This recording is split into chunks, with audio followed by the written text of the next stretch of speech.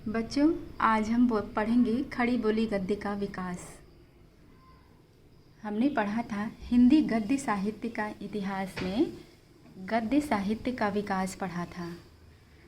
अब हम एक जो उसी के अंतर्गत आता है खड़ी बोली हिंदी गद्य का विकास, है ना। खड़ी बोली जो आप पढ़ते हैं, जैसे देखिए, खड़ी बोली गद्य का विकास होता है आधुनिक युग से। आधुनिक युग का आरंभ भारतेंदु युग से माना जाता है। तो खड़ी बोली गद्य का विकास भी भारतेंदु युग से माना जाता है। भाषा योग वाशिष्ठ, है ना। भारतेंदु ने कहा है कि निज भाषा उन्नति है, सब भाषा को मूल, बिन निज भाषा ज्ञान के मिटे नहीं को शूल। तो उसी हिंदी की बात हो रही है। इसमें पहला है भाषा योग वाशिष्ठ, जिसके लेखक हैं राम प्रसाद निरंजनी। दूसरा दौलत राम का पद्म पुराण। फिर अगला है रानी केतकी की कहानी, जिसके लेखक हैं इंशा अल्लाह खां। इसका आपने अध्ययन कर चुका है। कलकत्ता के फोर्ट विलियम कॉलेज की बात जो उसमें आपके हुई थी, आपने प्रश्न जो हमने पूछा था उसमें बताया भी था।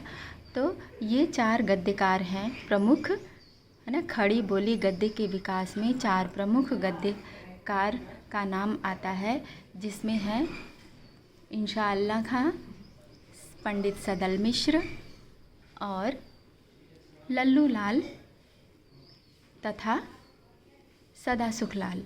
अब इसमें देखिए, पहला तो भाषा योग वाशिष्ठ, है ना, की चर्चा हो चुकी है। फिर पद्म पुराण, उसके बाद रानी केतकी की कहानी इंशा अल्लाह खां पहले हैं, जो कि 1860 में कलकत्ता में फोर्ट विलियम कॉलेज की स्थापना के समय जिसके अध्यक्ष थे प्रोफेसर जॉन गिल क्राइस्ट।